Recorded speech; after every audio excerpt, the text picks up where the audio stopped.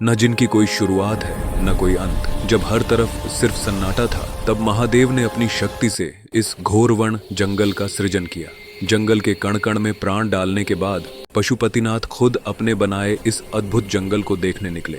वे आगे बढ़े, जहां विशाल वट वृक्ष, बरगद और पवित्र पीपल अपनी बाहें फैलाए मानो अपने रचयिता का स्वागत कर रहे थे।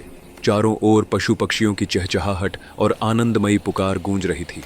अपनी ही सृष्टि की इस जीवंतता और मधुर संगीत को सुनकर महादेव का मन मोहित हो उठा। वातावरण एकदम शांत था, जैसे समय भी उनके कदमों में आकर रुक गया हो।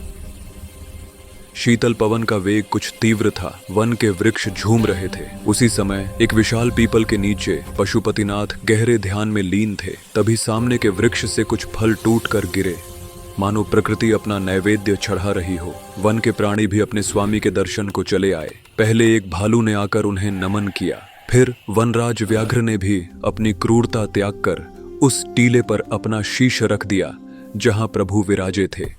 तभी गजराज भी वहां आ पहुंचे और सभी जीव शांत भाव से पशुपतिनाथ की भक्ति में डूब गए।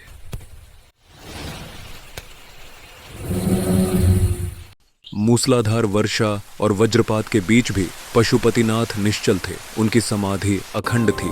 किंतु तभी वातावरण में कंपन हुआ और एक प्रचंड आंधी आ पहुंची।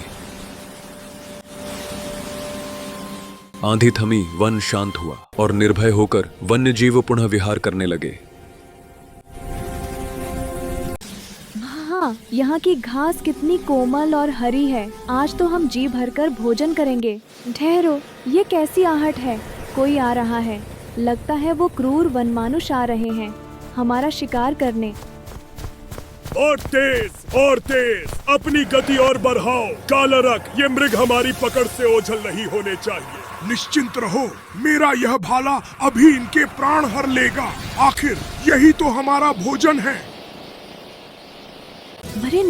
अरे नहीं, हमें बचाओ पशुपतिनाथ जी, बचाओ बचाओ।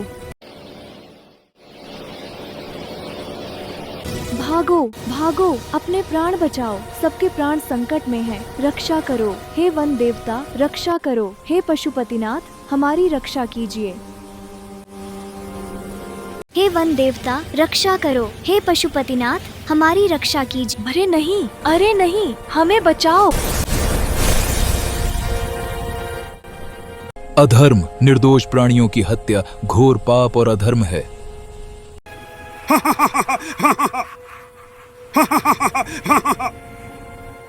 तुम दोनों को इसका परिणाम भुगतना होगा। बाज का महाभोज मिल ही गया है। दंड ही तुम्हारा प्रायश्चित है। वन देवता, हमारी रक्षा करो, हमें अत्यंत कष्ट हो रहा है। देखा, 2 मृग तो मेरे भाले से ढेर हो गए। अब बाकियों का भी संहार करते हैं। ये लो। भागो, वह आ रहा है। और तेज भागो।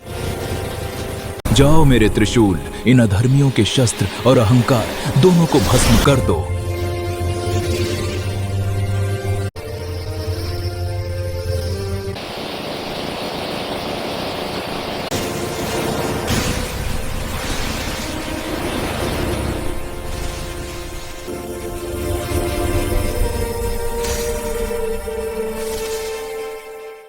अर्थ, इन्होंने हमारा भाला नष्ट कर दिया। अब ये हमें जीवित नहीं छोड़ देंगे। देख क्या रहे हो कालरक, भागो, अपने प्राण बचाओ। अधर्मियों का कोई रक्षक नहीं होता, उनका विनाश निश्चित है।